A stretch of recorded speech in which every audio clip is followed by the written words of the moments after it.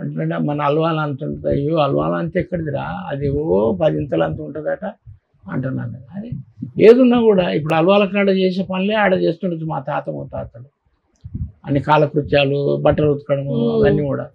అందుకే నేను ఒకప్పుడు నా మనసులో పుట్టింది ఒక చిన్న కవితనా లేకపోతే కవిత. ఫస్ట్ పుట్టింది కవిత అంటే ఒక రెవల్యూషనరీ థింకింగ్గా పుట్టినటువంటిది కవితనే. అదేంటంటే నది పుట్టిన కాడ నావాడు. ఇప్పుడు మూసీ నది అంటాం కదా, అక్కడికి వెళ్ళి వచ్చేది కదా. నది పుట్టిన కాడ నావాడు దొడ్డికెళ్ళి ముడ్డి గడిగిన నీళ్ళు, పంపులోకి వస్తే పవిత్రం ఎట్లా అయ్యారా పంతులోడా అని రాసి. నువ్వు చెంబు గడుగుతావు, శివుని గడుగుతావు, ఇవన్నీ కూడా మా వాళ్ళు అక్కడ ఎన్ని కార్యక్రమాలు చేసినాక వచ్చిన నీళ్ళే కదా, పవిత్రం ఎట్లయితే అని. అట్లా పుట్టినటువంటి దానికి అప్పటి నుంచి ఒక ఇదనమాట, తీవ్రమైనటువంటి కోపం నాకు ఈ మనువాదం మీద, ఈ అంటే అంటరానితనం మీద, దీని మీద. అప్పుడు ఎంత ఏజ్ ఉండొచ్చు? ఉంటాను ఒక 11 ఏళ్ళు ఉంటాడు. ఏ తరగతి? అంతే ఉంటుంది, 6-7 ఉంటుండొచ్చు. అయితే అప్పుడు ఏమైందంటే నేను నాకు గుర్తింపు రావాలి, నన్ను అందరు ముట్టుకోవాలి, నన్ను అందరి దగ్గర తీయాలి అనేటువంటి దీంతో ఏందని అంటే ఈ దేవుళ్ళ మీద పాటలు రాయడం మొదలుపెట్టాను. అంటే అప్పుడు సినిమాలు ఏవి హిట్, హిందీ సినిమాలు ఎక్కువగా, హిందీ సినిమాలతోటి వచ్చే పాటలు. జబ్ జబ్ పూల్ కి అని ఒక సినిమా వచ్చింది, శశి కపూర్ నందా అంటే నటించింది. అందులో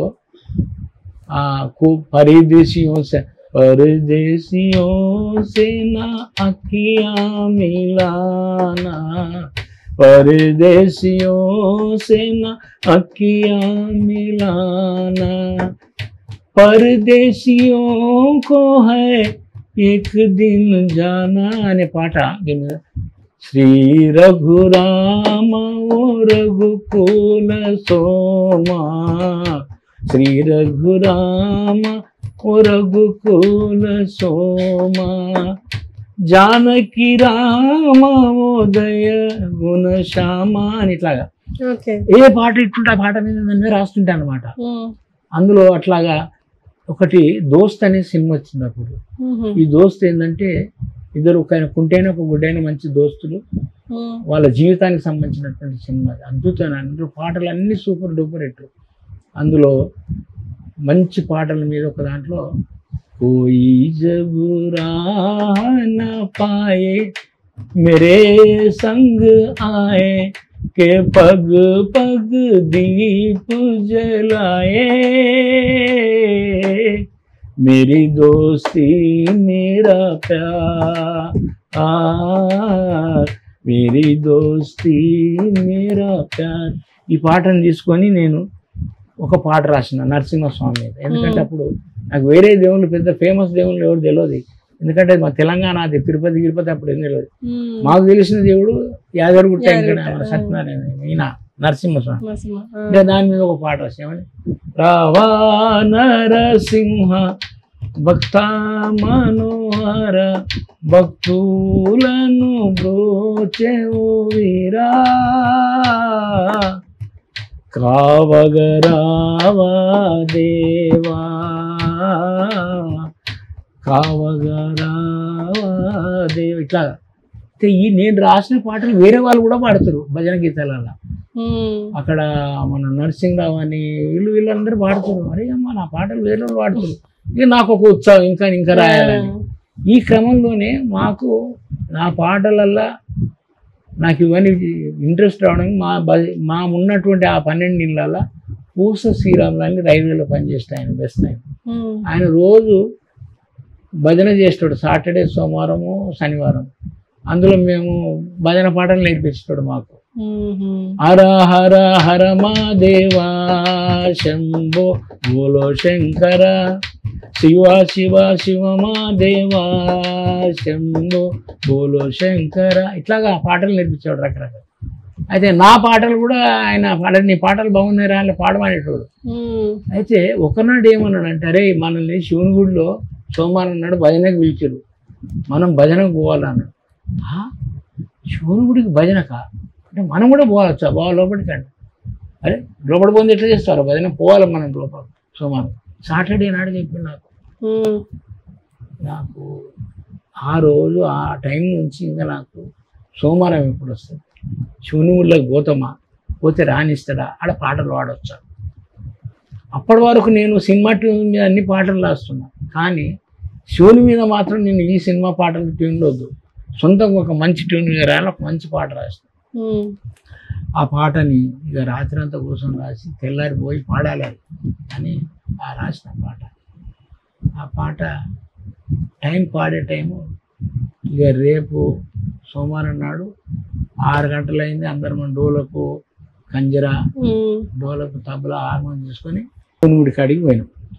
పోయి ఎప్పుడైతే లోపలికి ఇట్లా పోతున్నామో గడప దాటి అప్పుడు ఒక గొప్ప అంటే అట్లనే ఆ ఫీలింగ్, ఆనందం. వాడికి వెళ్ళి కూర్చున్న తర్వాత ఫస్ట్ గణేశుని మీద పాట, తర్వాత ఇప్పుడు శివుని గుడి కాబట్టి శివుని మీద పాట, ఆయనకు 2 పాటలు అయిన తర్వాత రకరకాల పాట. అరే నువ్వు పాడరా శ్రీరాములు అన్నాడు. నేను ఈ పాట పాడాను. ఏది కొత్తగా నేను రాసినటువంటి పాట. ఆ పాట ఏంటంటే రా రా రా శివశంకర మము బ్రోవరా కరుణించరా, రా రా రా శివశంకర మము బ్రోవరా కరుణించరా, నిలయ తాండవము ఆడే వీరశంకర, హరి ఓం హరి ఓం హరి ఓం, రుద్ర రూపమును దాల్చి వేగరావెరా, హరి ఓం హరి ఓం హరి ఓం, జగద్భయంకరా నాట్య సుందరా, జగద్భయంకరా నాట్య సుందరా, జనని పార్వతితో మాకు దర్శనీయరా, రా రా రా శివశంకర మము బ్రోవరా అని 3 చరణాలతో పాట. పంతులు అలా చూస్తున్నాను నన్ను, ఎందుకంటే మీరు వాడిన కొద్ది వినబుద్ధి అవుతుంది. ఆ పాట ఏం పాడుతున్నాడు రాబాయ్ ఆ పూర్వం. అరే సోమవారం ఆ పూర్వం మళ్ళీ సోమవారం తీసుకురండి అన్నాడు. నా చెవులో నేనే నమ్మలేకపోతున్నా, ఇది నిజమా, సోమవారం మళ్ళీ రావచ్చా అని. అట్లా ఏమైందంటే ఎక్కడైతే నన్ను అంటరాదు, చూడరాదు, ముట్టరాదు, దూరం కూర్చోరా, దూరం ఉంటూ ఏమరా మీ మీదకి వస్తున్నాడు వీళ్ళ కాడికి అన్నాము. ఆ పంతులే ప్రతి సోమవారం ఆయన తీసుకురా అంటున్నా అన్నాడు. ఏం పాట లేదో ఉంది మతలో. ఈ పాట నన్ను ఇక్కడి దాకా తీసుకొచ్చి గుళ్ళకి.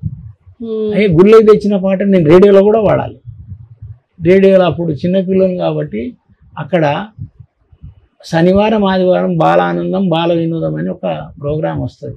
అప్పుడు అది న్యాయపతి రాఘవరావు అండ్ శారదా శ్రీనివాస్ అనే మేడం వాళ్ళు నిర్వహించుతున్న కార్యక్రమాన్ని.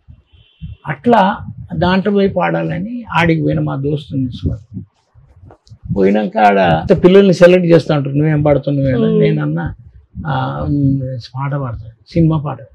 సినిమా పాటలు పాడొద్దు, ఏదైనా దేశభక్తి గీతం, ఏదైనా లలిత గీతం, ఇట్లా ఇవన్నీ.